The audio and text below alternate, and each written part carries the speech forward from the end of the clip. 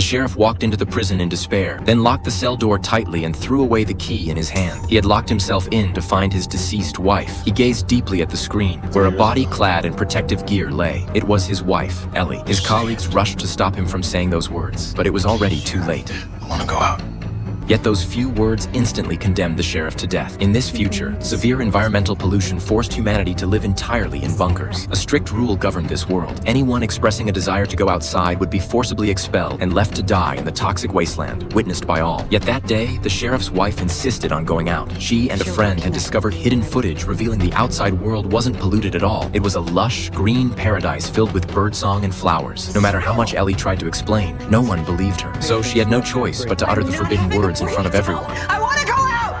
Though her husband was the sheriff, he couldn't prevent this tragedy. He could only watch helplessly as his wife was sent to the surface, praying that everything she said was true. Yet in the end, before everyone's eyes, she collapsed in the toxic world. John, who witnessed this, had also seen the lush greenery and believed her death must have another cause. But before he could uncover the truth, he too became a corpse. This made the sheriff realize something was terribly wrong. He suspected this murder was connected to his wife's departure, so he hurried to find John's girlfriend, hoping to uncover useful clues. But Julie led him to the restricted zone, where trespassers faced severe punishment. Yet the sheriff, determined to uncover what his wife had seen before her death, chose to follow Julie inside. There, Julie retrieved a fishing line and soon hauled up a cloth bag containing an encrypted hard drive and an instruction manual. Recognizing the familiar handwriting, the sheriff was stunned. It was his wife's. He resolved to take both items for investigation, promising to share any leads with Julie. Yet before she could receive his clues, the sheriff was expelled for violating regulations. Subsequently, under the supervision of the mayor and his colleagues, he was dressed in a specially designed protective suit. Then, as everyone watched, the sheriff stepped out of the hatch without hesitation. But the next second, he was stunned, because the outside world showed no signs of contamination at all. It was nothing short of a paradise on Earth. He vigorously wiped his visor, eager to share this view with the bunker's inhabitants. Little did he know, to them, the outside world remained barren wasteland. Suddenly, the sheriff felt unwell, his breathing growing labored. He hastily removed his helmet and crawled toward his wife,